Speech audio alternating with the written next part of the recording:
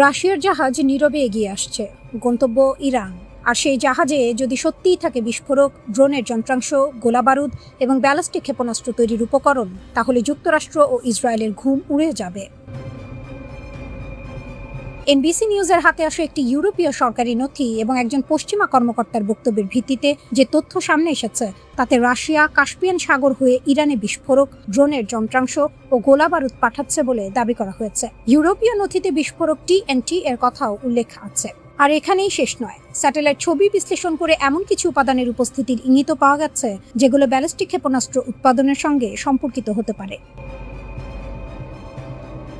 একসময় ইরান রাশিয়াকে অস্ত্র দিত, শাহেদ ধরনের ড্রোন পাঠিয়ে মস্কোর যুদ্ধ ক্ষমতা বাড়িয়েছিল তেহরান। এখন যেন সময়ের চাকা ঘুরছে, এবার রাশিয়া ইরানকে ফিরিয়ে দিচ্ছে। এটা শুধু বন্ধুত্ব নয়, এটি একটি যুদ্ধ পরবর্তী সামরিক পুনর্গঠনের সম্ভাব্য লাইফলাইন। ইরানের ক্ষেপণাস্ত্র ঘাঁটিতে আঘাত হয়েছে, ড্রোনের মজুদ কমেছে, গোলাবারুদের ভান্ডারে চাপ পড়েছে, উৎপাদন অবকাঠামোর কিছু অংশ ক্ষতিগ্রস্ত। তারপর যুদ্ধ থেমেছে, কিন্তু রাশিয়ার জাহাজ থামেনি। কাস্পিয়ান সাগর হয়ে পণ্য আসছে। এখানেই ইরানের কৌশলগত ভূগোল তার হয়ে খেলছে। কাস্পিয়ান সাগর ঘিরে আছে মাত্র 5টি দেশ: রাশিয়া, ইরান, কাজাখস্তান, তুর্কমেনিস্তান ও আজারবাইজান। এটি সাধারণ সমুদ্র নয়, এটি একটি বিশাল অভ্যন্তরীণ জলভাগ। ফলে পারস্য উপসাগর বা লোহিত সাগরের মতো পশ্চিমা নৌবাহিনীর প্রচলিত নজরদারি কাঠামোর বাইরে এই পথ অনেক বেশি সুবিধাজনক। আর রাশিয়া ও ইরানের বন্দরগুলোর মধ্যে দূরত্ব তুলনামূলকভাবে কম। অর্থাৎ পশ্চিমা চাপ যত বাড়বে, এই পথ তত মূল্যবান হয়ে উঠতে পারে। ইরান ও রাশিয়া যে কাস্পিয়ান সাগরকে সামরিক ও বাণিজ্যিক সরবরাহের পথ হিসেবে ব্যবহার করেছে, তার প্রমাণ আগেও এসেছে। 2026 সালের মার্চে ইসরায়েল বন্দর আনজালিতে হামলা চালিয়ে ইরানের নৌঘাঁটি, জাহাজ ও অবকাঠামোতে আঘাত করেছিল। সে সময় বিভিন্ন প্রতিবেদনে ওই অঞ্চলকে রাশিয়া ইরান সরবরাহ করিডোরের সঙ্গে যুক্ত করা হয়েছিল। বান্দর আনজালি ইরানের উত্তরের দরজা। সেই দরজায় হামলা চালিয়েও যদি রুশ সরবরাহ আবার শুরু হয়ে থাকে, তাহলে বোঝা যায় একটি বন্দর আঘাত করা যায়, কিন্তু একটি পুরো সরবরাহ নেটওয়ার্ককে মুছে ফেলা অনেক কঠিন। এখানেই ইরানের কৌশলগত স্থিতিস্থাপকতা সামনে আসে। কারণ ইরানের ব্যালিস্টিক ক্ষেপণাস্ত্র কর্মসূচি শুধু সামরিক শক্তির একটি অংশ নয়, এটি তেহরানের প্রতিরোধ নীতির কেন্দ্রে থাকা একটি অস্ত্র। ইরানের হাতে যত বেশি উৎপাদন সক্ষমতা থাকবে, তত বেশি সময় ধরে তারা যুদ্ধ চালানোর সক্ষমতা ধরে রাখতে পারবে। এখানে চীনও গুরুত্বপূর্ণ হয়ে উঠছে। ইরানের লুক ইস্ট কৌশল পশ্চিমা প্রযুক্তির উপর নির্ভরতা কমিয়ে রাশিয়া ও চীনের সঙ্গে সামরিক সহযোগিতা বাড়ানোর দিকে এগিয়েছে। বিভিন্ন প্রতিবেদনে স্যাটেলাইট নজরদারি, নেভিগেশন, রাডার এবং ক্ষেপণাস্ত্র উৎপাদন সংশ্লিষ্ট উপকরণে চীন রাশিয়ার সহায়তার কথাও উঠে এসেছে। অর্থাৎ ইরান একা পুনর্গঠন করছে না, তার পেছনে তৈরি হচ্ছে পূর্বমুখী একটি সামরিক নেটওয়ার্ক। রাশিয়া দিচ্ছে সরবরাহের রাস্তা ও সামরিক সহায়তা, চীন দিতে পারে প্রযুক্তি ও উপকরণ, আর ইরান দিচ্ছে নিজের ভূগর্ভস্থ অবকাঠামো, প্রকৌশল দক্ষতা এবং বিশাল যুদ্ধ অভিজ্ঞতা। এই সমীকরণই পশ্চিমা গোয়েন্দা সংস্থাগুলোর জন্য সবচেয়ে কঠিন প্রশ্ন: ইরান কতটা ক্ষতিগ্রস্ত আর কত দ্রুত সে ক্ষতিপূরণ করছে।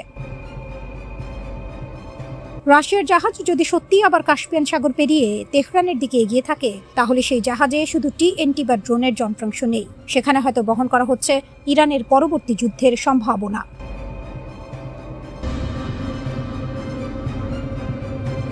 আমেরিকার বিশাল যুদ্ধজাহাজ, আধুনিক প্রযুক্তির স্টেলথ ফাইটার আর অগণিত সেনার দম্ভকে ধুলোয় মিশিয়ে দিতে প্রস্তুত ইরান। ওয়াশিংটন যখন দূর থেকে গর্জন করছে আর স্থল অভিযানের হুমকি দিচ্ছে, তেহরান তখন গুটি চেলে বসে আছে তাদের সবচেয়ে আক্রমণাত্মক আর অপ্রতিরোধ্য যুদ্ধ কৌশল নিয়ে। মার্কিন বাহিনীর যে কোনো হঠকারী পদক্ষেপকে তাদের জীবনের সবচেয়ে বড় নরকে পরিণত করতে পারস্য উপসাগরের প্রতিটি দ্বীপে, প্রতিটি পাহাড়ের ভাঁজে এখন চরম প্রস্তুতি।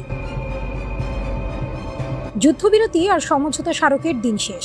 ইরান এতদিন ছিল রক্ষণাত্মক ভূমিকায়, কিন্তু এখন তারা স্পষ্ট বার্তা দিয়ে দিয়েছে, যুদ্ধ যদি ইরানের মাটিতে পা রাখে, তবে তার শিখা ছড়াবে পুরো মধ্যপ্রাচ্যে মার্কিন সাম্রাজ্যের মূল শিকড়ে।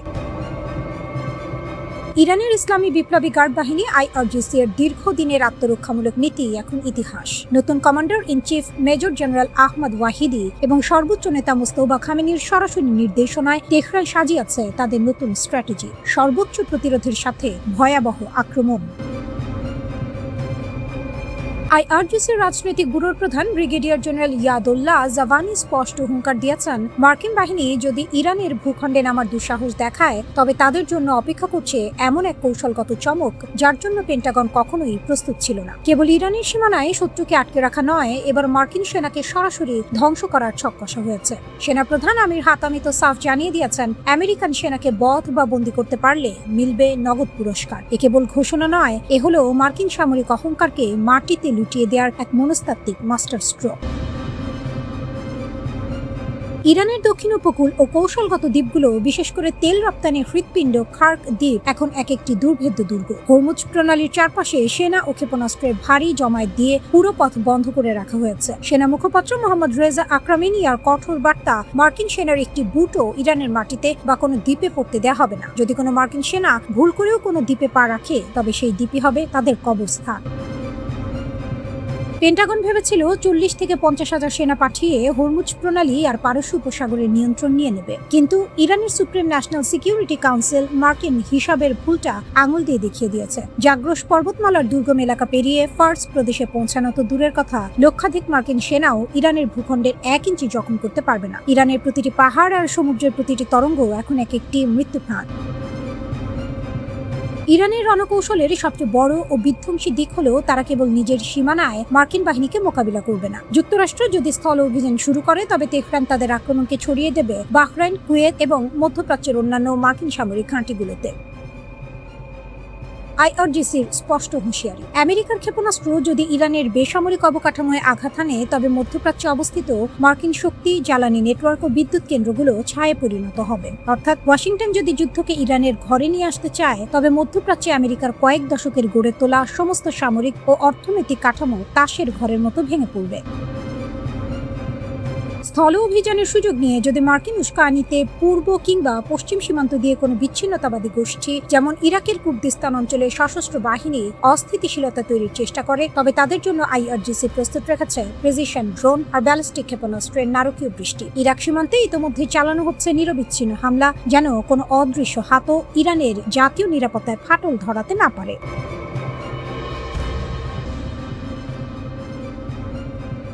রাতের আকাশে একের পর এক ক্ষেপণাস্ত্রের আগুন, ড্রোনের গুঞ্জন, হরমুজ প্রণালীতে থমকে থাকা জাহাজ, আর তেহরানের সামনে এক কঠিন প্রশ্ন, এই যুদ্ধ আর কতদিন?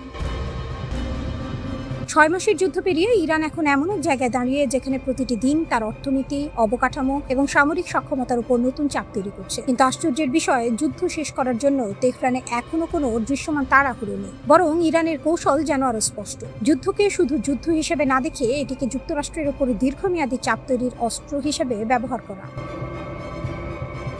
তেহরানের হিসাবটা সরল, যুক্তরাষ্ট্রকে সামরিকভাবে পরাজিত করা হয়তো লক্ষ্য নয়, লক্ষ্য হলো এমন এক যুদ্ধ চালিয়ে যাওয়া যার প্রতিটি দিন ওয়াশিংটনের জন্য নতুন সামরিক, অর্থনৈতিক ও রাজনৈতিক মূল্য তৈরি করবে। প্রথম প্রশ্ন, ইরানের হাতে আর কতটা সামরিক শক্তি রয়েছে? যুক্তরাষ্ট্র ও ইসরায়েলের হামলায় ইরানের বেশ কয়েকটি প্রতিরক্ষা শিল্প ও ক্ষেপণাস্ত্র উৎপাদন কেন্দ্র আঘাতপ্রাপ্ত হয়েছে, কিন্তু এইসব ক্ষয়ক্ষতির প্রকৃত মাত্রা নিয়ে নিরপেক্ষ তথ্য নেই। এমনকি চ্যাথম হাউসও বলছে ইরানের হাতে বর্তমানে ঠিক কত ক্ষেপণাস্ত্র মজুদ আছে তার নির্ভরযোগ্য হিসাব পাওয়া যায় না। তবে এখানেই ইরানের কৌশলের আসল সুখ।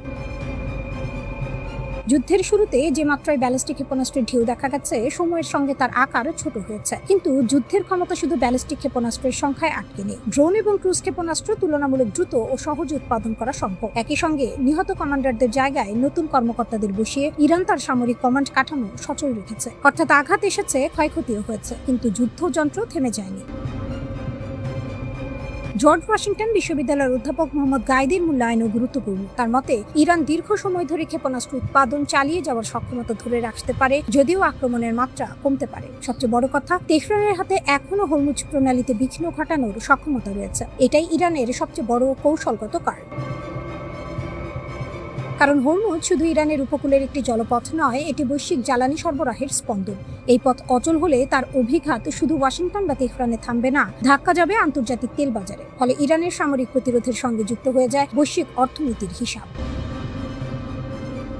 তবে এর মূল্য ইরানকেও দিতে হচ্ছে। যুদ্ধ শুরুর আগে ইরানের অর্থনীতি ছিল উচ্চ মূল্যস্ফীতি, দুর্বল মুদ্রা, অপর্যাপ্ত বিনিয়োগ এবং কাঠামোগত ভারসাম্যহীনতায় জর্জরিত। এরপর যুদ্ধ সেই সংকটকে আরো গভীর করেছে। বিশ্বব্যাংকের হিসাবে 2025-26 অর্থ বছরে ইরানের অর্থনীতি প্রায় 2.7% সংকুচিত হয়েছে। দেশটির বার্ষিক মূল্যস্ফীতি পৌঁছেছে 62%। হরমুজ গানে তা 101% ছাড়িয়ে গেছে। অর্থনৈতিক সংকট সবসময় সামরিক নীতি বদলে দেয় না। বিশেষজ্ঞদের মতে তীব্র মূল্যস্ফীতি, বেকারত্ব ও অবকাঠামোগত চাপ জন অসন্তোষ বাড়াতে পারে, কিন্তু তেহরানের সামরিক অবস্থান বদলাতে হলে এর সঙ্গে ব্যাপক গণবিক্ষোভ কিংবা ক্ষমতার অভ্যন্তরে বড় ধরনের বিভাজনও তৈরি হতে পারে। আর ইরানের ভেতরেই যুদ্ধের ভবিষ্যৎ নিয়ে মতভেদ রয়েছে। পার্লামেন্ট স্পিকার মোহাম্মদ বাঘের গালিবাফ সতর্ক করেছেন, ইরান যেন দীর্ঘস্থায়ী ও ক্ষয় সৃষ্টিকারী সংঘাতের ফাঁদে না পড়ে। বিপরীতে হার্ডলাইন নেতা আমির হোসেন সাবেতি আরও কঠোর অবস্থানের কথা বলেছেন। আসল প্রশ্ন, তেহরান কতদূর চাপ বাড়াবে আর কোন পর্যায়ে সেই চাপের মূল্য কাঙ্ক্ষিত লাভের চেয়ে বেশি হয়ে যাবে। ইরান বিষয়ক বিশেষজ্ঞ হামিদ রেজা আজিজের মতে, দেশের ভেতরের পরিস্থিতি শেষ পর্যন্ত তেহরানের জন্য সবচেয়ে বিপজ্জনক ফ্রন্ট হয়ে উঠতে পারে।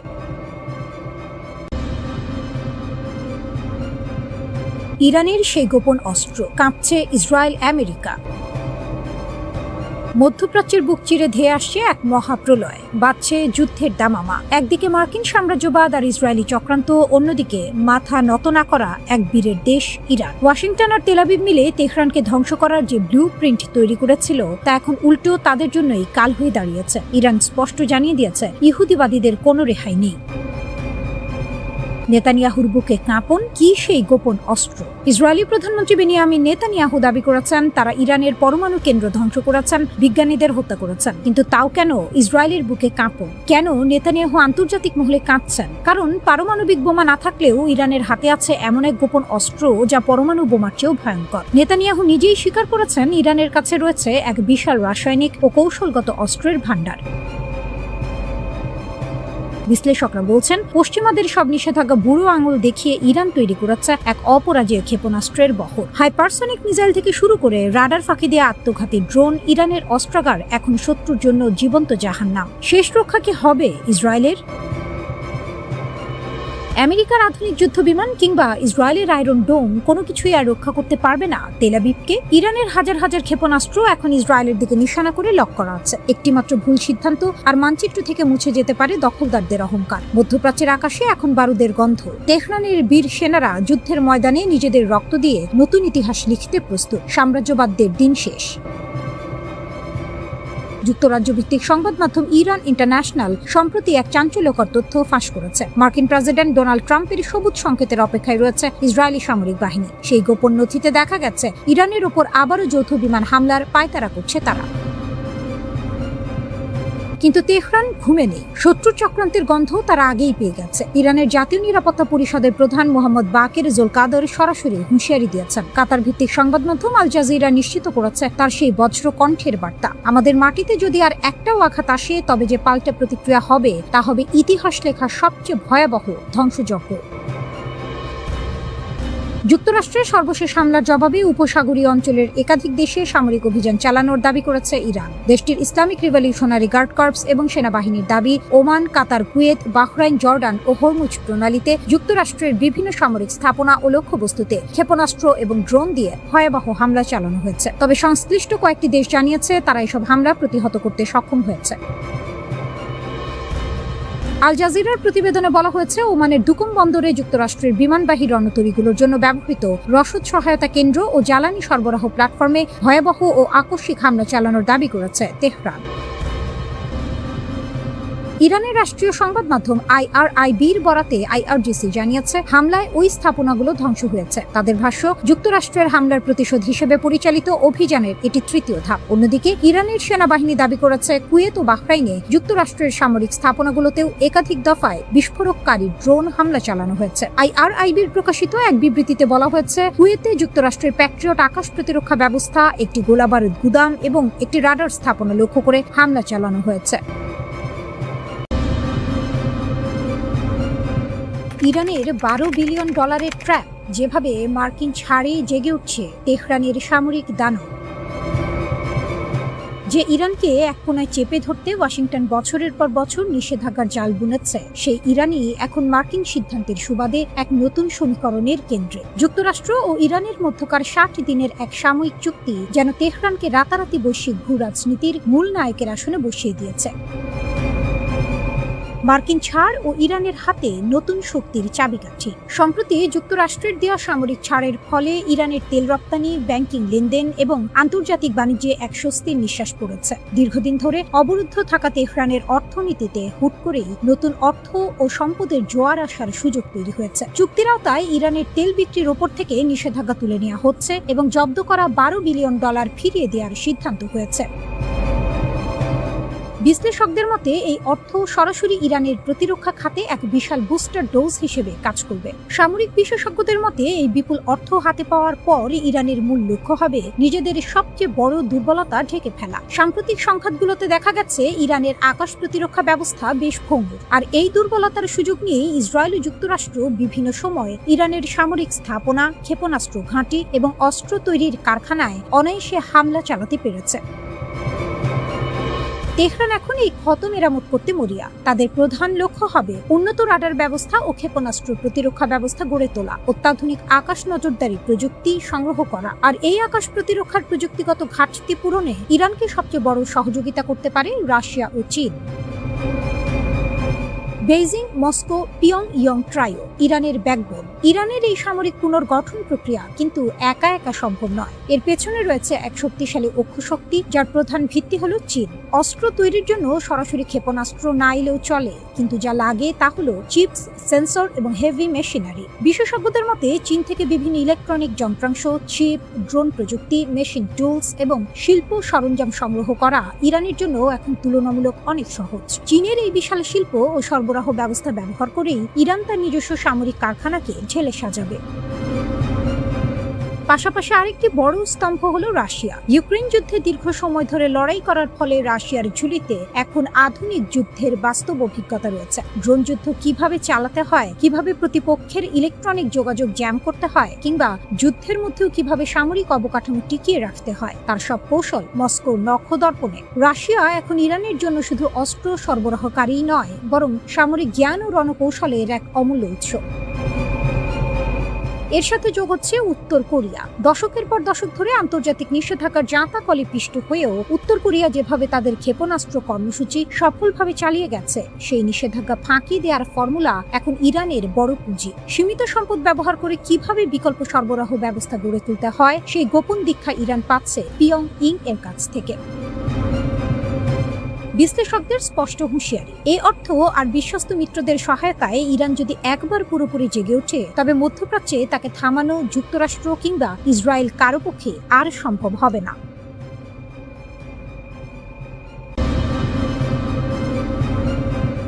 মার্কিন যুক্তরাষ্ট্র ও ইরানের মধ্যকার নজিরবিহীন সংঘাতের বারুদ শান্ত হতে না হতেই মধ্যপ্রাচ্যের ভূ রাজনীতিতে এক নতুন ঝড়ের পূর্বাভাস মিলছে। ওয়াশিংটন ও তেল আবিবের সমস্ত সামরিক ও মনস্তাত্ত্বিক চাপকে বুড়ো আঙুল দেখিয়ে ইরান এবং তার মিত্ররা কেবল যে টিকে গেছে তাই নয়, বরং তারা বুক চিতিয়ে দাঁড়িয়েছে। আর এই পুরো দৃশ্যপটের ঠিক কেন্দ্রবিন্দুতে রয়েছে লেবাননের প্রতিরোধ আন্দোলন হিজবুল্লাহ। আমেরিকার দম্ভ চূর্ণ করে এবং ইসরায়েলি সামরিক আগ্রাসনকে ব্যর্থ দাবি করে ইরান ও হিজবুল্লাহ এখন মধ্যপ্রাচ্যের ক্ষমতার ভারসাম্য নিজেদের পক্ষে নেয়ার খেলায় মেতেছে। যুদ্ধবিরতি হয়তো কামানের গর্জন থামিয়েছে, কিন্তু আঞ্চলিক আধিপত্য ও প্রভাব বিস্তারের আসল মনস্তাত্ত্বিক লড়াইটি কেবল শুরু হলো। যুদ্ধবিরতির পরপরই এক অগ্নিগর্ভ টেলিভিশন ভাষণে হিজবুল্লাহ প্রধান নাইম কাশেম ইসরায়েলের সামনে স্পষ্ট ও কঠোর শর্ত ছুড়ে দিয়েছেন। হিজবুল্লাহর এই বার্তা কোনো নমনীয়তা নয়, বরং চরম লিভারেজ বা সুবিধাজনক অবস্থানে থেকে দেয়া একটি হুঙ্কার। কাশেমের দাবি অত্যন্ত সোজাসাপটা, পূর্ণাঙ্গ প্রত্যাহার।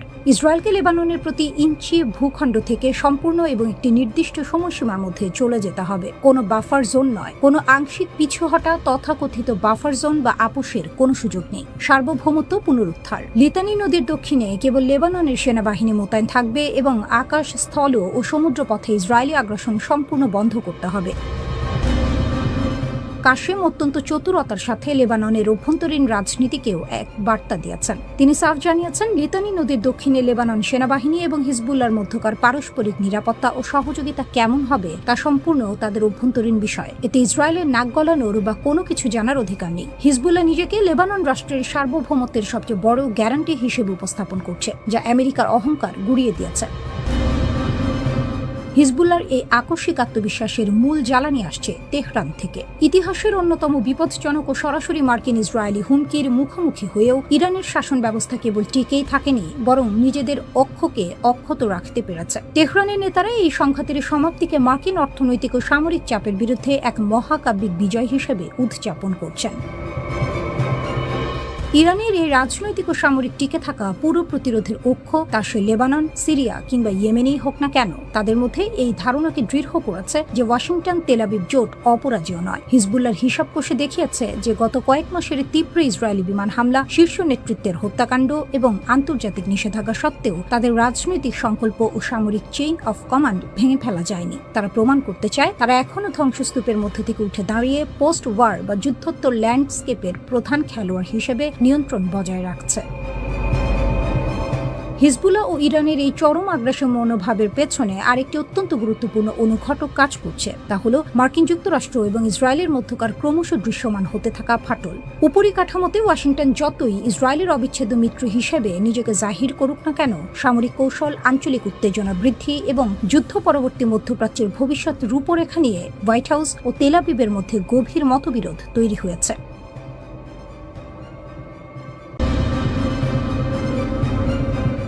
ইরান যে অস্ত্র বানিয়েছে আমেরিকা তার নাম জানত না। পাইলট যখন জ্ঞান ফিরে পেলেন তখন তিনি পেন্টাগনের গোয়েন্দাদের সামনে বসে কাঁপা গলায় বললেন, ওগুলো ড্রোন ছিল, কিন্তু ওগুলো একসাথে নিঃশ্বাস নিচ্ছিল। এপ্রিল 2025 ইরানের আকাশ একটি আমেরিকান F-15 যুদ্ধ বিমান ভূপাতিত হলো। ইতিহাসে প্রথমবারের মতো ইরানের আকাশে মার্কিন যুদ্ধ বিমান গুলি করে নামানো হলো, কিন্তু কিভাবে, কোন ক্ষেপণাস্ত্রে, কোন রাডারে? বিধ্বস্ত হওয়ার আগের শেষ কয়েক সেকেন্ড পাইলট বলেছেন, বিমান ভেঙে পড়ার ঠিক আগ মুহূর্তে তিনি আকাশে একটি অদ্ভুত দৃশ্য দেখেন। একটি বড় ড্রোনের নিচে ছোট ছোট ড্রোন ঝুলছে, একদম জেলিফিশের পায়ের মতো, আর পুরো কাঠামোটা একক প্রাণীর মতো একসাথে ঘুরছে, ভাসছে, এগিয়ে আসছে। প্রত্যক্ষদর্শী এক কর্মকর্তার ভাষায় ভিন গ্রহের কাণ্ড কারখানা। আরেকজন বললেন, আকাশের ড্রোনের মাইনফিল্ড। 4টি আলাদা গোয়েন্দা সূত্র এই বর্ণনা নিশ্চিত করেছে ড্রোনগুলো আলাদা আলাদা ছিল না, ওরা একে অপরের সঙ্গে যুক্ত হয়ে একটাই জীবন্ত কাঠামো তৈরি করেছিল। কারিগরি ভাষায় ওর নাম ওয়ান টু ম্যানি মেশড নেটওয়ার্কিং।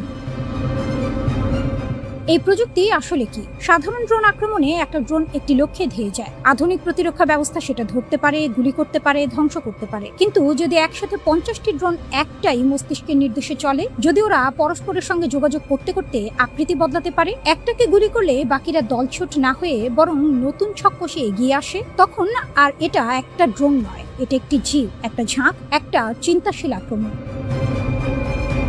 মার্কিন ড্রোন বিশেষজ্ঞ এমা বেটস বলেছেন, এই ধরনের সমন্বিত ড্রোন ঝাঁক যদি বিস্ফোরক বহন করে নিখুঁতভাবে আকৃতি বজায় রেখে আক্রমণ চালাতে পারে, তাহলে যে কোনো দেশের প্রতিরক্ষা ব্যবস্থার জন্য সেটা ব্যয়বহুল দুঃস্বপ্ন। কারণ এক একটা ইন্টারসেপ্টর মিসাইলের দাম লক্ষ লক্ষ ডলার, আর ড্রোনের ঝাঁক আসে হাজার হাজার। এতদিন এই প্রযুক্তি শুধু চীন আর রাশিয়ার কাছে আছে বলে ধারণা ছিল। এখন প্রশ্ন, ইরান কোথা থেকে পেল? ইরান যেভাবে খেলা পাল্টে দিল। ইরানের ড্রোন গল্পটা পুরনো। ইউক্রেন যুদ্ধে রাশিয়া ইরানি শাহীদ ড্রোন ব্যবহার করে ইউরোপকে চমকে দিয়েছিল। সস্তা, সহজ কিন্তু কার্যকর। কিন্তু সেটা ছিল প্রথম অধ্যায়। দ্বিতীয় অধ্যায়ে ইরান শুধু সস্তা ড্রোন বানায়নি, তারা ড্রোনকে চিন্তা করতে শিখিয়েছে, ঝাঁক মারতে শিখিয়েছে, একসাথে শ্বাস নিতে শিখিয়েছে। বিশেষজ্ঞরা মনে করছেন রাশিয়া বা চীনের প্রযুক্তি সহায়তায় ইরান এই ক্ষমতা অর্জন করেছে। ইউক্রেনের রণাঙ্গন ছিল পরীক্ষাগার, মধ্যপ্রাচ্য হলো বাস্তব মঞ্চ। এবং সেই মঞ্চে এপ্রিল মাসে যা ঘটলো, একটা F-15 মাটিতে পড়লো, সেটা শুধু একটি বিমান ভূপাতিত হওয়ার গল্প নয়, সেটা একটি বার্তা। পেন্টাগনের ভেতরে এখন কি চলছে? পাইলটের বর্ণনা দিয়ে খোদ মার্কিন গোয়েন্দা সংস্থার কর্মকর্তাদের মধ্যে দুটো দল তৈরি হয়েছে। একদল বলছে পাইলট সেদিন মাথায় কনকাশন পেয়েছিলেন, এটা তার দ্বিতীয়বার বিমান বিধ্বস্তের ঘটনা। আগেরবার কুয়েতি বাহিনীর ফ্রেন্ডলি ফায়ারে বিমান পড়েছিল। মানসিক ট্রমায় মানুষ অনেক কিছু দেখে যা আসলে থাকে না। আরেক দল বলছে 4টি স্বাধীন গোয়েন্দা সূত্র এই ঘটনা নিশ্চিত করেছে এটা এক পাইলটের হ্যালোসিনেশন নয়। মার্কিন এয়ারফোর্স বা সেন্ট্রাল কমান্ড এখনো আনুষ্ঠানিক কোনো মন্তব্য করেনি। সেই নীরবতাটাই সবচেয়ে জোরালো বক্তব্য।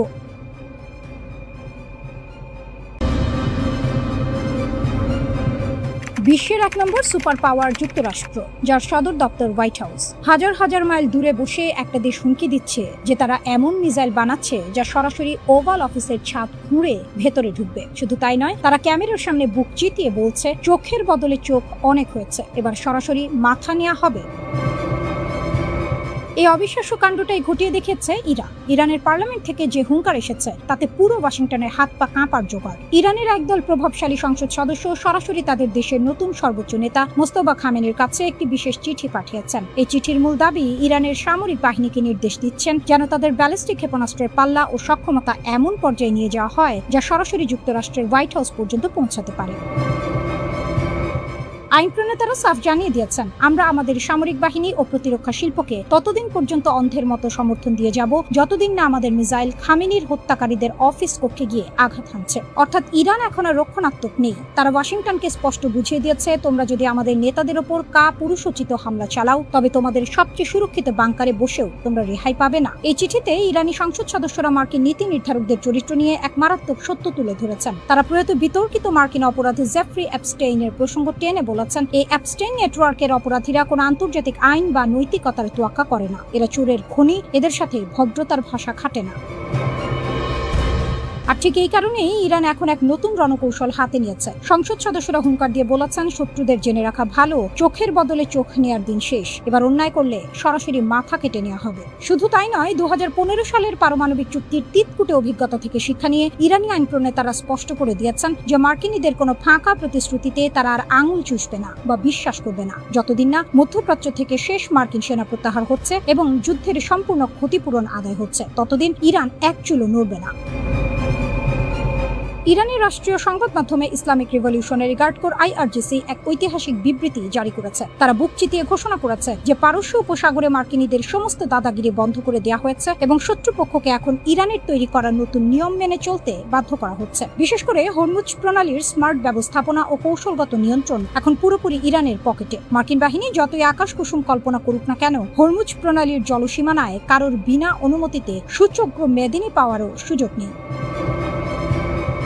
ইরানের সশস্ত্র বাহিনীর জেনারেল স্টাফ এবং খাতাম আল আনবিয়া সেন্ট্রাল হেডকোয়ার্টার্স যৌথভাবে শেষ হুঁশিয়ারি দিয়ে বলেছে, তারা শত্রুকে সম্পূর্ণ ধ্বংস না করা পর্যন্ত এই প্রতিরোধ জারি রাখবে।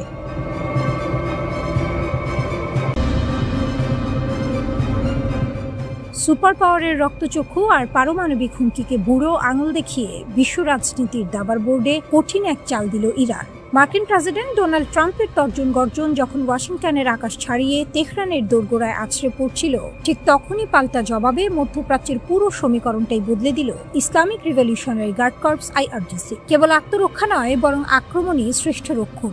এই নীতিতে ভর করে হরমুজ প্রণালী অচল করে দিয়ে এবং বাহরেন কুয়েতের মার্কিন ঘাঁটিতে নিখুঁত ড্রোন হামলা চালিয়ে তেহরান বুঝিয়ে দিল চালকের আসনে এখন তারাই। মার্কিন হামলার পাল্টা জবাবে হরমুজ প্রণালীতে দুটো জাহাজে হামলা চালানোর কথা জানিয়েছে ইরানের ইসলামী বিপ্লবী গার্ড বাহিনী IRGC। ইরানের রাষ্ট্রীয় গণমাধ্যমের খবর বলছে, IRGC হরমুজে থাকা দুটো জাহাজে হামলা চালিয়েছে। ইরানের রাষ্ট্রীয় গণমাধ্যমের খবরে আরো বলা হয়েছে, হরমুজে সব ধরনের জাহাজ চলাচল পুরোপুরি বন্ধ। এই ঘোষণার পরেই তেলের দাম কিছুটা বেড়েছে। বিশ্বের অন্যতম প্রধান জ্বালানি ধমনী হরমুজ প্রণালী। এই জলপথকে যারা নিজেদের পৈতৃক সম্পত্তি ভেবে আস্ফালন করছিল তাদের চরম শিক্ষা দিল IRGC। ওয়াশিংটনের আগ্রাসনের জবাবে গভীর রাতে হরমুজ প্রণালীতে অবৈধভাবে অনুপ্রবেশের চেষ্টাকারী দুটি বিশালাকার মার্কিন মদতপুষ্ট তেল ট্যাঙ্কারে বজ্রাঘাতের মতো আছড়ে পড়ে ইরানি ক্ষেপণাস্ত্র। মুহূর্তের মধ্যে লেলিহান শিখা আর কালো ধোঁয়ায় ঢেকে যায় আকাশ।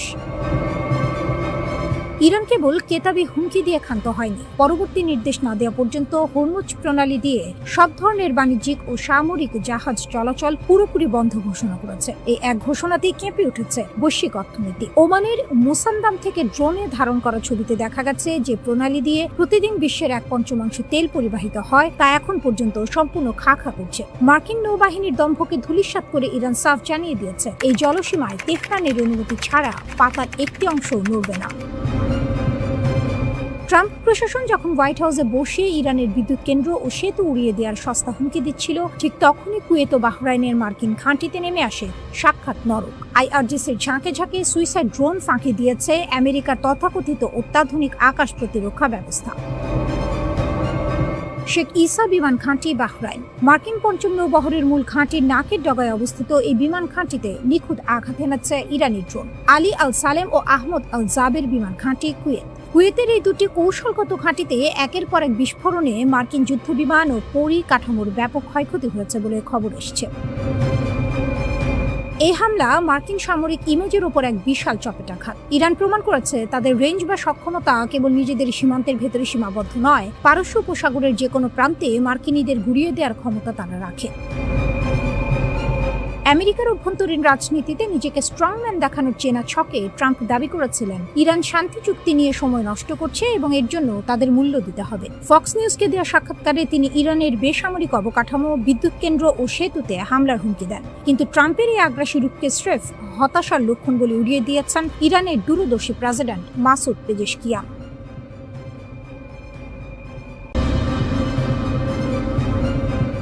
মধ্যপ্রাচ্যের বাইরেও আঘাত করবে ইরান, আমেরিকা কি প্রস্তুত? সীমানা ভাঙছে, এতদিন লড়াই ছিল মধ্যপ্রাচ্যে, জর্ডান, বাহরাইন, কুয়েত, ইরাক, কিন্তু এখন ইরান সংকেত দিচ্ছে মানচিত্র আরো বড় হচ্ছে। আমেরিকার যেখানে যেখানে ঘাঁটি আছে সব এখন নিশানায়। সংসদ সদস্যের বোমা ফাটানো দাবি। ইরানের সংসদ সদস্য আলী কাজেরিয়ান ট্রাম্পের ঘনিষ্ঠ মহলে তার নাম পরিচিত। তিনি সরাসরি বললেন, ইরান এখন মধ্যপ্রাচ্যের বাইরে থাকা মার্কিন ঘাঁটিগুলোতেও আঘাত শুরু করেছে, কারণ ওই দূরের ঘাঁটিগুলো থেকে ইরানের বিরুদ্ধে আক্রমণ পরিকল্পনা হচ্ছে, তাই সেগুলো বৈধ সামরিক লক্ষ্যবস্তু। আরো বললেন, এই যুদ্ধে আমেরিকা ইতিমধ্যে 16টি আঞ্চলিক ঘাঁটি হারিয়েছে। এই সংখ্যা যদি সত্য হয়, তাহলে আমেরিকার সামরিক অবকাঠামো মধ্যপ্রাচ্যে একটি বড় ধাক্কা খেয়েছে। শুরু হয়েছিল একটি হেলিকপ্টার দিয়ে, হরমুজ প্রণালী। মার্কিন অ্যাপাচি হেলিকপ্টার টহলে হঠাৎ ড্রোন হামলা, 2 সেনা সদস্য বেঁচে গেলেন অলৌকিকভাবে। ট্রাম্প রাগে ফুটছিলেন। তিনি নিজেই বললেন, খুব দামি হেলিকপ্টার, কিন্তু মানুষ দুটো বাঁচায়, ভাগ্য ভালো। আমাদের কাছে বিশ্বের সবচেয়ে শক্তিশালী সামরিক বাহিনী আছে। সেন্টকম তাৎক্ষণিক পদক্ষেপ নিল। বন্দর আব্বাস, কেশমদ্বীপ ও জাস্ক এলাকায় ইরানের বিমান প্রতিরক্ষা ব্যবস্থা, ground control station, radar site সব ধ্বংস। সেন্টকম বলল, এটা আত্মরক্ষামূলক আনুপাতিক জবাব। ইরান বলল, এটা আগ্রাসন। MQ-9 ভূপাতিত সরাসরি ক্যামেরায়। এরপর ইরান একটা কাজ করলো যা পুরো বিশ্বকে চমকে দিল। IRGC নাটকীয় ফুটেজ প্রকাশ করলো। আমেরিকার MQ-9 reaper drone crore crore ডলারের সার্ভেইলেন্স মেশিন বুশেহর প্রদেশের আকাশে ট্র্যাক করা হলো, নিশানা নেওয়া হলো, ধ্বংস করা হলো, সব ক্যামেরায় ধরা। বার্তাটা স্পষ্ট, আমেরিকার সামরিক সম্পদ এখন আর অস্পৃশ্য নয়। জর্ডানে F-35 হ্যাঙ্গার উড়িয়ে দেওয়ার দাবি IRGC বিবৃতি দিল। আল আজরা এয়ারবেস, জর্ডান, দীর্ঘ পাল্লার সলিড ফুয়েল মিসাইল, 4টি গুরুত্বপূর্ণ লক্ষ্যবস্তু। কি ছিল সেই লক্ষ্যবস্তু? F-35 যুদ্ধ বিমানের hanger, command and control centre. IRGC ঘোষণা করল, শিশু হত্যাকারী আমেরিকান বাহিনীর ঘাঁটিতে 4টি গুরুত্বপূর্ণ লক্ষ্য আঘাত করা হয়েছে এবং ধ্বংস করা হয়েছে। এর আগে 21টি লক্ষ্যবস্তুতেও আঘাতের দাবি করেছে ইরান। একই সাথে বাহরাইনের 5th ফ্লিট হেডকোয়ার্টার, কুয়েতের একাধিক এয়ারবেস, ইরাকের হারার ঘাঁটি। ইরান বলছে সব নিশানায়। ইরানের হুঁশিয়ারি, পরিণতির দায় আমেরিকার। ইরানের কাটামারিয়া সেন্ট্রাল হেডকোয়ার্টার আনুষ্ঠানিক বিবৃতি দিল, মিথ্যা অজুহাতে হামলা চালানো সন্ত্রাসী। মার্কিন বাহিনী যদি আবার ইরানে আগ্রাসন করে, আঞ্চলিক লক্ষ্যবস্তুর তালিকায় থাকা নির্ধারিত সব ঘাঁটিতে আরো ভয়ঙ্কর ও ব্যাপক হামলা চালানো হবে। পরিণতির সম্পূর্ণ দায় আমেরিকার। IRGC আরো যোগ করলো, ইসলামের বাহিনী যে কোনো নতুন আগ্রাসনের বিরুদ্ধে চূর্ণকারী ও নির্ণায়ক জবাব দিতে প্রস্তুত। জর্ডান কি ভুল করলো? কাজেরিয়ান একটা বিপজ্জনক কথা বললেন। জর্ডান আমেরিকাকে তার আকাশসীমা ও সামরিক ঘাঁটি ব্যবহার করতে দিয়েছে। এটা করে জর্ডান নিজেই সংঘাতের পক্ষ হয়ে গেছে, তাই জর্ডানও বৈধ লক্ষ্যবস্তু। এটা শুধু কথার কথা নয়, মিসাইল ইতিমধ্যে পড়েছে। এরপর কোথায় যাচ্ছে এই যুদ্ধ? সেন্টকম বলছে অপারেশন শেষ, ইরান বলছে শুরু মাত্র। একদিকে ট্রাম্পের আরো কঠিন মার, অন্যদিকে ইরানের মধ্যপ্রাচ্যের বাইরেও আঘাত। হরমুজ বন্ধ, তেলের বাজার টালমাটাল, রাশিয়া পেছনে, বিশ্বের নজর মধ্যপ্রাচ্যে। প্রতিটি মিসাইল একটা প্রশ্ন ছুড়ে দিচ্ছে, এই যুদ্ধ কোথায় থামবে?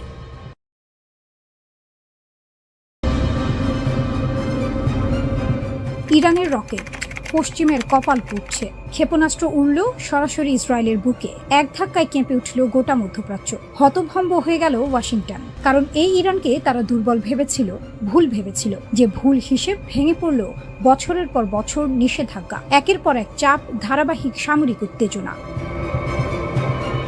ইসরায়েলি যুক্তরাষ্ট্রের একটি অংশ মনে করেছিল তেহরান ভেঙে পড়বে, শুধু একটু আরো চাপ দিলেই হবে। বৈরুতের দক্ষিণে হামলা হলো, হিজবুল্লাহর ঘাঁটিতে আঘাত পড়ল। ইরান চুপ করে থাকলো না, পাল্টা জবাব এলো সরাসরি ইসরায়েলের ভেতরে, দ্রুত, নির্ভুল, শক্তিশালী। সেই মুহূর্তে একটাই বার্তা গেল দুনিয়াকে, ইরানের সামরিক অবকাঠামো ভাঙেনি, বরং আরো শানিত হয়েছে।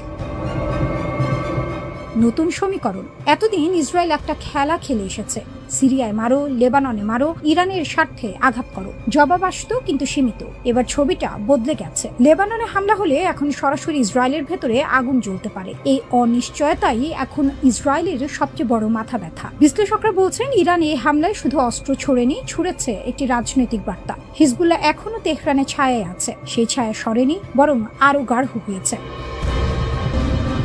কাঁপছে মার্কিন ঘাঁটি। শুধু ইসরায়েলকে ঘিরে নয়, পারস্য উপসাগর জুড়ে বিশাল বিশাল মার্কিন ঘাঁটি। একসময় এগুলো ছিল আমেরিকার পেশির প্রদর্শনী, শক্তির প্রতীক। এখন সেই ঘাঁটিগুলোকে নিয়েই ঘুম হচ্ছে না ওয়াশিংটনের। কুয়েতে প্রায় 14,000 মার্কিন সেনা, কিন্তু সাম্প্রতিক সংঘাতে সেখানকার স্থাপনায় হামলা হলো। স্যাটেলাইট ছবিতে ধরা পড়ল ক্ষতির চিহ্ন। মার্কিন বাহিনী বলছে অধিকাংশ ক্ষেপণাস্ত্র ঠেকানো গেছে, কিন্তু প্রশ্নটা থেকেই গেল, আধুনিক ড্রোন আর ক্ষেপণাস্ত্রের যুগে এই বিশাল ঘাঁটিগুলো আদৌ কতটা নিরাপদ? ইন্টারসেপ্টর ফুরিয়ে আসছে। এখানেই সবচেয়ে ভয়ের কথাটা। ক্ষেপণাস্ত্র ঠেকাতে দরকার ইন্টারসেপ্টর। যুদ্ধের শুরুতেই দেখা গেল সেটা দ্রুত কমে আসছে। প্রতিটা ঘাঁটি পূর্ণ সুরক্ষা দিতে হলে লাগবে বিপুল অস্ত্র ভান্ডার। সেটা দীর্ঘমেয়াদে কঠিন, ব্যয়বহুল, প্রায় অসম্ভব। তাই কৌশল বদলাচ্ছে আমেরিকা। বড় স্থায়ী ঘাঁটির বদলে এখন ভাবনা চলছে ছোট, ছড়িয়ে ছিটিয়ে থাকা, দ্রুত সরানো যায় এমন ঘাঁটি নিয়ে। সৌদি আরবের লোহিত সাগর উপকূলে LSA জেনকিন্স ঘাঁটির গুরুত্ব হঠাৎ বেড়েছে সেই কারণে। ওমানের মডেলও আলোচনা, সেখানে বড় স্থায়ী ঘাঁটি নেই। চুক্তিতে বন্দর ও আকাশপথ ব্যবহারের সুযোগ আছে। সংঘাতে ওমান তুলনামূলক নিরাপদ থেকেছে। অনেকেই বলছেন ভবিষ্যতের পথ হয়তো এটাই। হরমুজ থেকে হুঁশিয়ারি। হরমুজ প্রণালীতে একটি মার্কিন অ্যাপাচি হেলিকপ্টার ভূপাতিত হলো। আমেরিকা পাল্টা হামলা চালালো ইরানের জাস্ক আর সিরি এলাকায়। টেলি যোগাযোগ টাওয়ার ক্ষতিগ্রস্ত হলো। ইরান চুপ থাকলো না। IRGC জানালো পাল্টা ড্রোন হামলা হয়েছে মার্কিন স্বার্থে। নৌবাহিনীও মাঠে নেমেছে। তারপর এলো সেই হুঁশিয়ারি, যা নড়িয়ে দিল সবাইকে। IRGC বলল পরবর্তী হামলার তালিকা তৈরি। সেই তালিকায় আছে মার্কিন ঘাঁটির F-35 যুদ্ধ বিমানের হ্যাঙ্গার, আছে জর্ডানের একটি কমান্ড অ্যান্ড কন্ট্রোল সেন্টার। বার্তাটা পরিষ্কার, আরো বড় আঘাত আসতে পারে। শক্তির ভারসাম্য কি সত্যিই বদলাচ্ছে? একসময় মধ্যপ্রাচ্যে মার্কিন ঘাঁটি মানে ছিল অটল আধিপত্যের প্রতীক, আর সেই ঘাঁটিগুলোই ঝুঁকির কেন্দ্রবিন্দু। ইরান একটা কথা বারবার প্রমাণ করছে, শুধু প্রতিরোধ নয়, প্রয়োজনে পুরো আঞ্চলিক সমীকরণে বদলে দেওয়ার সক্ষমতা তাদের আছে। মধ্যপ্রাচ্যের মানচিত্রে নতুন শক্তির ছায়া পড়ছে, আর সেই ছায়ার নাম তেহরান।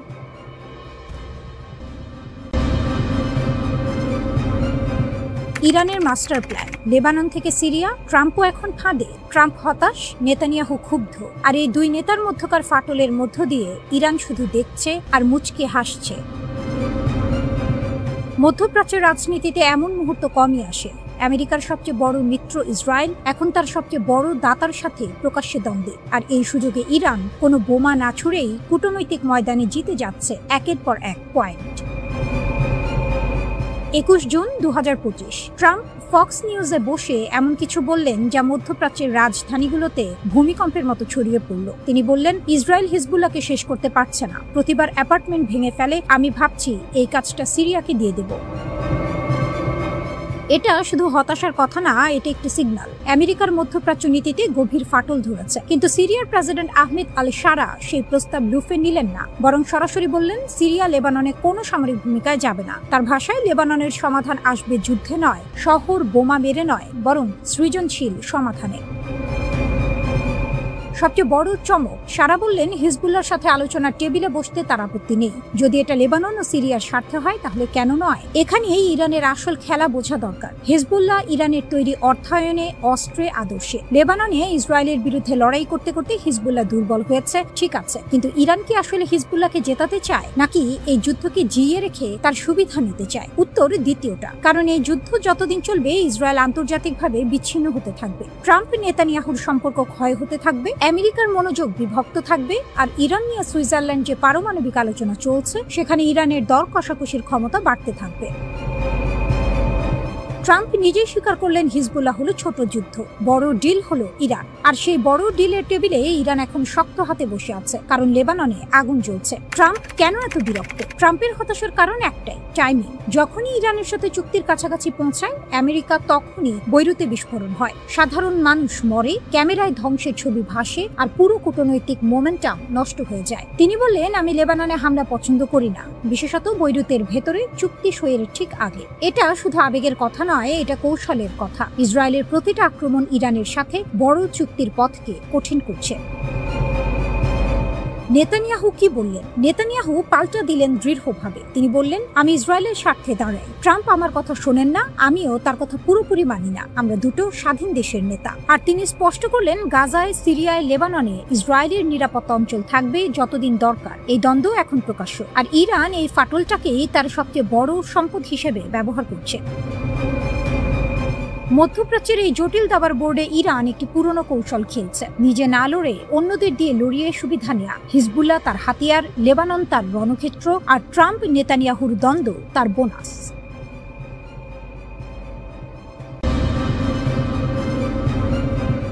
মিত্রকেই শাসালেন ভ্যান্স। ইরানের চালে কোণঠাসা ইসরায়েল, বদলে যাচ্ছে মধ্যপ্রাচ্যের সমীকরণ। দশকের পর দশক ধরে যে সম্পর্ককে অটুট ধরে নেওয়া হয়েছিল, সেই ওয়াশিংটন তেল আবিব পক্ষে আজ স্পষ্ট ফাটল। আর সেই ফাটলের কেন্দ্রে দাঁড়িয়ে আছে একটি নাম, ইরান। তেহরান কোনো যুদ্ধ জেতেনি, কিন্তু কূটনীতির বোর্ডে এমন একটি চাল দিয়েছে যেটা আমেরিকার ভাইস প্রেসিডেন্টকে দিয়েই তার পুরনো মিত্রকে সরাসরি শাসাতে বাধ্য করেছে। এটাই এখন বিশ্ব রাজনীতির সবচেয়ে বড় গল্প। যে মন্তব্য কাঁপিয়ে দিল সব হিসাব। জেডি ভ্যান্স, মার্কিন ভাইস প্রেসিডেন্ট, ট্রাম্প প্রশাসনের দ্বিতীয় সর্বোচ্চ ক্ষমতাধর মানুষ, সাংবাদিকদের মুখোমুখি দাঁড়িয়ে তিনি সরাসরি ইসরায়েলের নেতৃত্বের উদ্দেশ্যে বললেন, বাস্তবতাটা বুঝতে শেখা প্রয়োজন। এই একটি লাইন আন্তর্জাতিক কূটনীতির ভাষায় অনেক কিছু বলে দেয়। মিত্রকে প্রকাশ্যে এভাবে সতর্ক করা হয় না যদি না সম্পর্কে সত্যি বড় ধরনের টানাপোড়েন তৈরি হয়। কিন্তু কেন এই মন্তব্য? কিসের আগে ফুঁসলেন ভ্যান্স? ঘটনার শিকড়ে ইরান। ট্রাম্প প্রশাসন ইরানের সঙ্গে একটি সমঝোতা চুক্তির খসড়া তৈরি করেছে। সেই খবর ছড়িয়ে পড়তেই ইসরায়েলের অন্দরমহলে শুরু হলো তীব্র সমালোচনার ঝড়। ইসরায়েলের মন্ত্রী ও নীতি নির্ধারকদের অনেকেই এই সমঝোতাকে বললেন তেহরানের কাছে মার্কিন প্রশাসনের নতি স্বীকার। সমালোচনা শুধু কূটনৈতিক ভাষায় থামেনি, ট্রাম্প প্রশাসনকে লক্ষ্য করে ব্যক্তিগত আক্রমণও এলো। আর তখনই ভ্যান্স ধৈর্য হারালেন। যা বললেন ভ্যান্স, যা শুনতে হলো ইসরায়েলকে। ভ্যান্সের বার্তা ছিল কঠোর, স্পষ্ট এবং একদম সরাসরি। তিনি মনে করিয়ে দিলেন, গত কয়েক মাসে ইসরায়েলের আকাশ ও ভূখণ্ড রক্ষায় ব্যবহৃত প্রতিরক্ষা সরঞ্জামের 2/3 এসেছে আমেরিকার হাত ধরে। মার্কিন করদাতাদের টাকায় কেনা অস্ত্র দিয়ে যারা নিজেদের বাঁচাচ্ছে, তাদের পক্ষ থেকে ট্রাম্প প্রশাসনের সমালোচনা কোনোভাবেই গ্রহণযোগ্য নয়। এখানেই থামলেন না, ব্যঙ্গাত্মক ভঙ্গিতে প্রশ্ন ছুড়লেন। সমালোচনা করা সহজ, কিন্তু বিকল্প প্রস্তাবটা ঠিক কি? তারপর বললেন সেই কথা যেটা ইসরায়েলের রাজনৈতিক মহলে এখনো অনুরণিত হচ্ছে। কোনো সমস্যার সমাধান কেবল শক্তি প্রয়োগ বা ধ্বংসযজ্ঞ দিয়ে চিরস্থায়ী হয় না। ইরান যে চালটা দিয়েছে, এখন একটু পেছনে ফিরে তাকান। ইরান কি সত্যিই দুর্বল হয়ে টেবিলে এসেছে, নাকি এটা তেহরানের দীর্ঘমেয়াদী কৌশলের অংশ? লেবানন সীমান্তে সংঘাত চলছে, হরমুজ প্রণালীতে উত্তেজনা আছে, কিন্তু ঠিক এই মুহূর্তে ইরান আলোচনার টেবিলে বসে দেখাচ্ছে, আমরা শান্তি চাই, আমরা কথা বলতে রাজি। এই একটি পদক্ষেপ ইসরায়েলকে কোণঠাসা করে দিয়েছে, কারণ এখন ইসরায়েল যদি যুদ্ধ চালিয়ে যায়, বিশ্বের চোখে সে হয়ে যায় শান্তি বিরোধী পক্ষ। আর যদি থামে, তাহলে ইরানের কূটনৈতিক বিজয় স্বীকার করতে হয়। দুদিকেই ইসরায়েলের জন্য সংকট। ভ্যান্স একটি কথা বলেছেন যেটা ইসরায়েলের জন্য সবচেয়ে ভয়ের। বর্তমান বিশ্ব পরিস্থিতিতে যুক্তরাষ্ট্রের চেয়ে বড় কোনো শক্তিশালী মিত্র ইসরায়েলের অবশিষ্ট নেই। এটা শুধু তথ্য নয়, এটা সতর্কবার্তা। এটা বলছে, মিত্রকে হারানোর সামর্থ্য তোমার নেই, তাহলে মিত্রের সিদ্ধান্তকে চ্যালেঞ্জ করছো কোন সাহসে? ইসরায়েল এই চুক্তিতে সই করেনি। তারা ঘোষণা করেছে নিজের নাগরিক ও ভূখণ্ড রক্ষায় যে কোনো সামরিক পদক্ষেপ নেওয়ার অধিকার তারা রাখে। কিন্তু সেই ঘোষণা এখন অনেকটাই ফাঁকা গর্জনে পরিণত হচ্ছে, কারণ সবচেয়ে বড় মিত্রটাই এখন অন্য পথে হাঁটছে।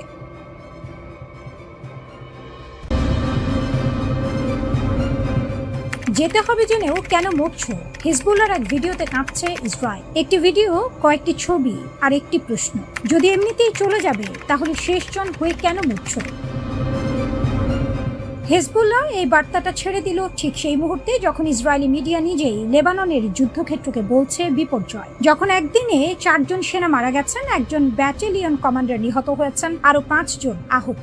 বুলেট দিয়ে নয়, একটি প্রশ্ন দিয়ে ইসরায়েলের বুকে ছুরি বসিয়ে দিল হিজবুল্লাহ। আর এই পুরো ঘটনার পেছনে যে শক্তি দাঁড়িয়ে আছে নীরবে, কৌশলে, অদৃশ্যভাবে, তার নাম ইরান।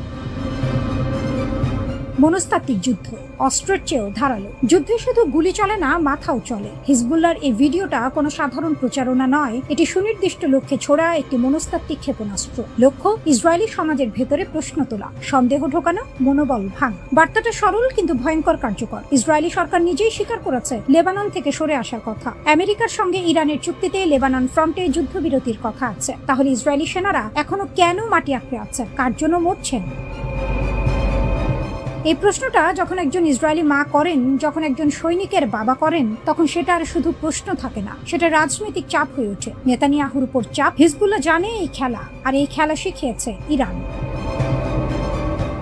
একদিনে 5 সেনা, ইসরায়েলি মিডিয়া বলছে বিপর্যয়। কাফার তেবনে, দক্ষিণ লেবানন, হিজবুল্লাহর অ্যান্টি ট্যাঙ্ক মিসাইল বা বিস্ফোরকবাহী ড্রোন সরাসরি আঘাত করলো একটি ইসরায়েলি ট্যাঙ্কে। 4 জন নিহত, তাদের মধ্যে 52তম ব্যাটালিয়নের কমান্ডার, যিনি মাত্র কয়েকদিন আগে দায়িত্ব নিয়েছিলেন। একটি ব্যাটালিয়নের কমান্ডার মাঠে মারা যাওয়া সাধারণ ক্ষতি নয়, এটি সামরিক নেতৃত্বে আঘাত, এটি মনোবলে আঘাত। ইসরায়েলি সেনাবাহিনীর তদন্তে নিশ্চিত হয়েছে ঘটনাটা কোনো কারিগরি ত্রুটি নয়, সরাসরি হিজবুল্লাহর নির্ভুল হামলা। কয়েক ঘন্টার মধ্যে আবার হামলা, এবার ড্রোন, আরো 5 জন আহত, একজনের অবস্থা গুরুতর। ইসরায়েলি মিডিয়া সেই দিনটিকে বর্ণনা করেছে একটি মাত্র শব্দে, বিপর্যয়। নেতানিয়াহুর দ্বিমুখী চাপ, ভেতরে আর বাইরে, দুদিক থেকেই চাপে নেতানিয়াহু। বাইরে ট্রাম্প ইতিমধ্যে ইরানের সঙ্গে সমঝোতার স্মারক সই করে ফেলেছেন, সেই চুক্তিতে লেবানন ফ্রন্টে তাৎক্ষণিক যুদ্ধবিরতির কথা আছে। ভাইস প্রেসিডেন্ট জেডি ভ্যান্স প্রকাশ্যে বলেছেন ইসরায়েলের বৈরুত হামলা এই কূটনৈতিক প্রক্রিয়াকে ক্ষতিগ্রস্ত করছে। ভেতরে ইসরায়েলি সমাজে প্রশ্ন উঠছে, প্রতিদিন কফিন ফিরছে, পরিবারগুলো জানতে চাইছে এই যুদ্ধের শেষ কোথায়। কিন্তু নেতানিয়াহু পিছু হচ্ছেন না, বরং তিনি ওয়াশিংটনে লবিং করছেন। রক্ষণশীল মিডিয়া ব্যক্তিত্ব আর কংগ্রেসের মিত্রদের মাধ্যমে ইরান চুক্তির বিরুদ্ধে জনমত তৈরির চেষ্টা করছেন। সিনেটর বিল ক্যাসিডি বললেন এটা দশকের সবচেয়ে বড় পররাষ্ট্রনীতির ব্যর্থতা। টেড ক্রুজ বললেন চুক্তির শর্তগুলো বিপজ্জনক, কিন্তু ট্রাম্প সই করে ফেলেছেন, চাকা ঘুরতে শুরু করেছে। ইরানের নীরব বিজয়, এই পুরো ছবিটা এক ধাপ পিছিয়ে দেখলে একটি বিষয় স্পষ্ট হয়ে যায়। ইরান সরাসরি যুদ্ধ করেনি লেবাননে, ইরানের সেনা মারা যায়নি কাফার তেবনিতে, কিন্তু হিজবুল্লাহ যে অস্ত্র ব্যবহার করেছে, যে কৌশলে হামলা করেছে, যে সময়ে মনস্তাত্ত্বিক ভিডিও ছেড়েছে, এই পুরো পরিকল্পনার পেছনে তেহরানের ছাপ অস্বীকার করার উপায় নেই।